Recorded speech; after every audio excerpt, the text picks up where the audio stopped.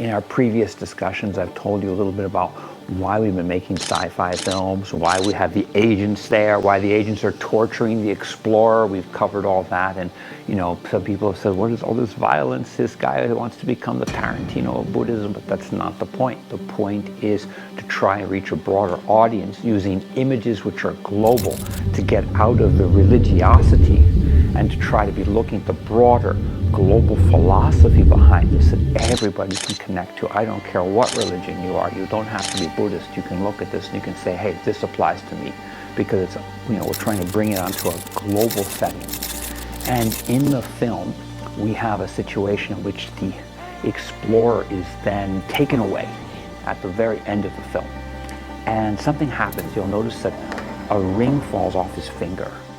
And the chief agent, who's played by John Shang, grabs the ring and looks at it. And there's this moment of kind of material satisfaction on his face. The explorer's so spaced out, so dumb, he just dropped his ring and now I got it for free. But maybe the explorer deliberately dropped it. This, the audience has to think about. Because then what happens is, while he's distracted, while he has his mind distracted with the material object, the other agent, who turns out to be a Dakini in disguise, takes the porba, puts it in her notebook, and follows the explorer. Now, several things happen.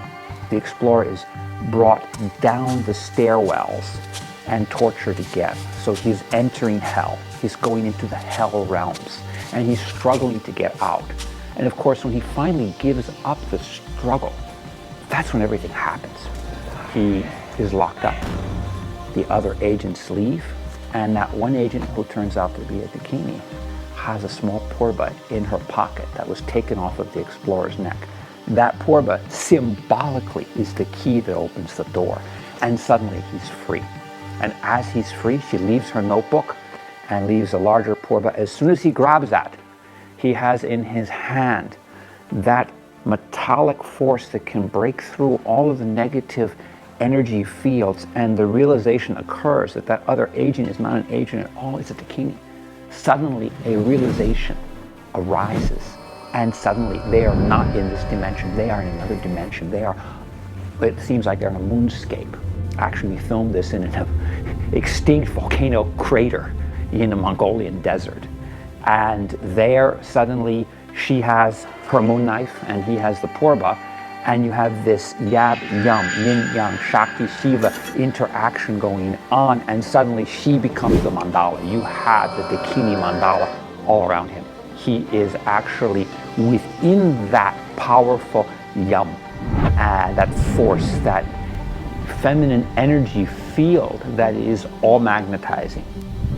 And of course she delivers the message to him, which is from Guru Padmasambhava, his own prediction that we would enter this era where really, you know, the ignorant and arrogant would assume power and really deprive everybody else for their own short-sighted greed.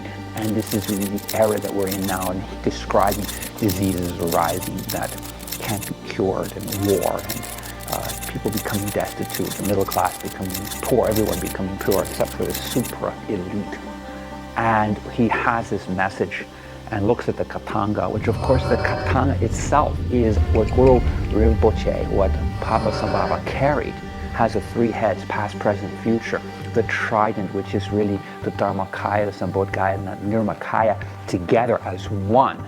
But actually the Katanga also symbolizes the Dakini force. When he carries the Katanga, it's because his Dakini, Ishisogyal, is not with him in form as the feminine Dakini form. It's the Katanga. It is that energy force that is able to transform across past, present, future, that has all of the Kayas together as one, that has the double Dorje. Everything's there. That is the feminine field, that enormous emptiness, which is total awareness. And at that second, the Dakini is up in the mountain, and that's played by, of course, Mayela Margot, and she is this amazing martial artist who's worked with us now on 5 films. and she's up in the mountains with the sun setting, and she's moving with her moon knife and doing different martial arts kata moves. Of course, she's totally synchronized between heaven and earth. She is, in fact, that field. And blessings to Mayela for an incredible performance, because the sun was setting that day and we were all in the crater. We were totally exhausted. Mayela says, "Look at the sunset, I have to go up there." And she ran up there and she started to move, and we just captured that on film, and that actually became the ending of the film.